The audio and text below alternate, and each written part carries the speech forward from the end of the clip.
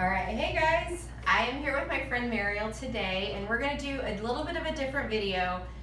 Mariel's actually one of my past clients, and so she has been wonderfully willing to come on and talk about her journey, her experience of purchasing a home.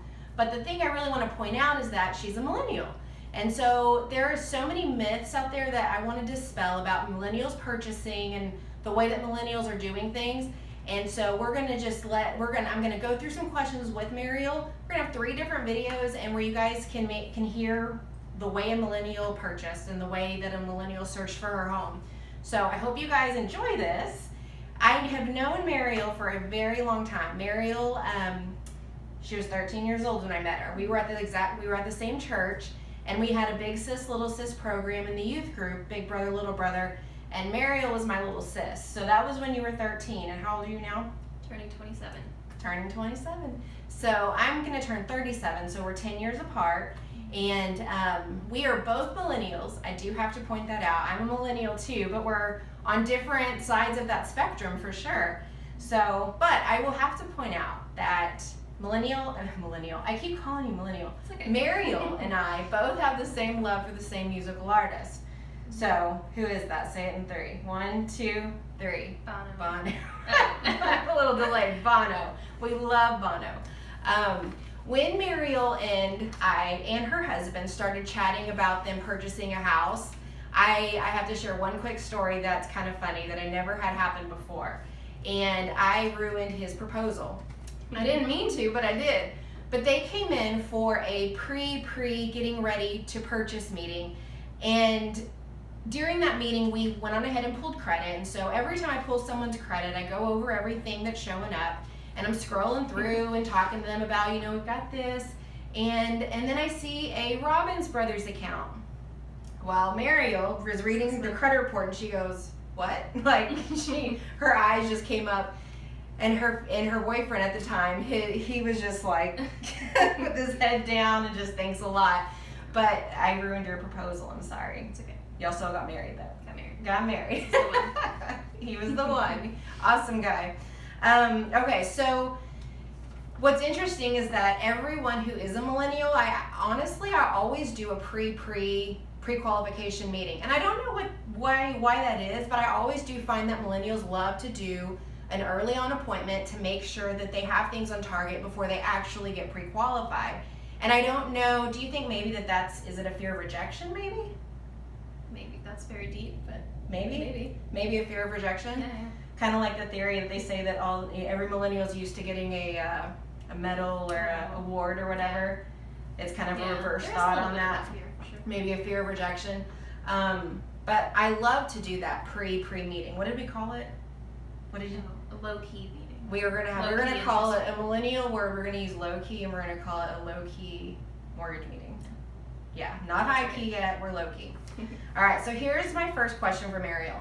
So we actually know this answer. How old were you when you first decided that you and Tony were ready to buy a house? So I guess I was 24-ish. 24-ish. That meeting, yeah. When y'all thought about this might be the time. And how long at this point have you been married now? 2 years and some months. 2 years and some months, okay. And y'all are dinks, like me and Tito. Do y'all know what a dink is? A dink is a dual income, no kids couple. Oh, yeah. Dual income, no kids. There's a lot of us who are waiting later and later to have children, of course. But, okay, so say the age again that you were when y'all were ready to start looking for a house? I guess I was 25. 25? Yeah. But you were 24 when we had the meeting, maybe? Yeah. Okay, when we had the low-key mortgage meeting. Right. All right. So that a lot of people wouldn't expect to be that young, right? So what made you feel like you were ready to pull the trigger and purchase a house? Or pull the trigger and start searching? So after that meeting, really, we kind of understood that it was a possibility. I think before that, it seemed maybe some of that rejection stuff, maybe some of not being able to save enough for a big down payment, held off for a while. So once we felt like the option was there. Okay. So it felt more real after our low-key meeting. Right. after our pre-pre. Yeah. So I want to make sure everybody knows that that is a possibility. I don't know if millennials realize that or not, but you can absolutely ask for that kind of meeting all day long, and a loan officer will do it. Love doing that. What were your fears? I think just the like being stuck in like a 30-year mortgage. I think we didn't understand that like you can sell it when you are ready to. Yeah. So that kind of fear of like staying in one location forever was Okay. Well, that's stressful. Yeah. I wouldn't even expect that as the answer, but Yeah. that's a good answer. Yeah. That's So fun. 30-year mortgage means that your payment is spread out for 30 years. But as soon as you're ready to sell that house, you're done. Yeah. And that's one realization that you guys had to come to. Right. Which is awesome because really when you're renting, you're in a, if you decide to rent for your whole life, you're in a 30-year rent program. Yeah.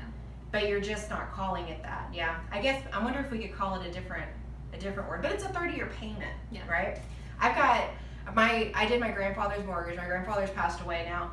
But so I can't get in trouble for telling this. But I think he was 82 or 83 when I did his mortgage, and he did a 30-year mortgage, knowing that he would never live it. He just wanted his payments spread out over 30 years, which was cool. So I guess it's kind of, he knew that he didn't have to pay it for 30 years. Yeah. Okay, so this is a great question. I'm gonna ask Miracle how you found your agent. So many realtors out there want to know how to get more millennial customers. So how did you find your realtor?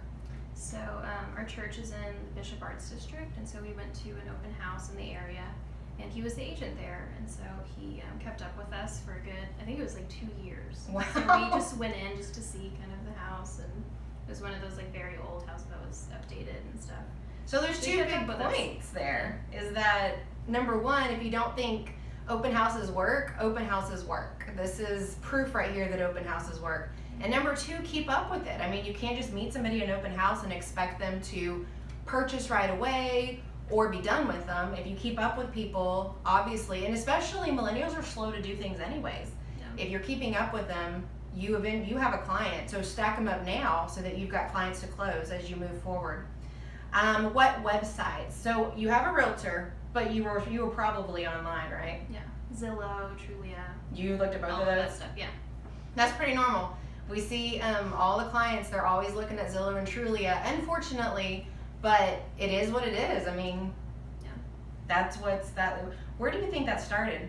I guess it's just It's shopping. You want to shop for what you're looking for, for your house, yeah. and it also tells you your mortgage payments will be $900 for a $400,000 house, which makes no sense. But at the time you're like, oh wow, I could do this.